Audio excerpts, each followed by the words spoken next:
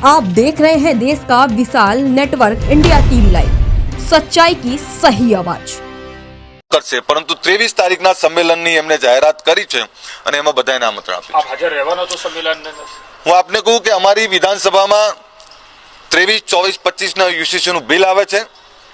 સમાજની લાગણી, સમાજની માન અને સમાજની ચિંતા તે એટલે હું અહીં આવ્યો છું।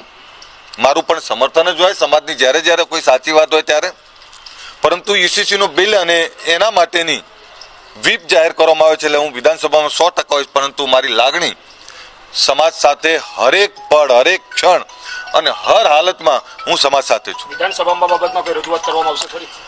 જ્યાં જ્યાં જે જરૂર પડે એ તમામ જગ્યાએ યોગ્ય રજૂઆત કરવામાં આવશે। આપણી માંગણી શું હતી?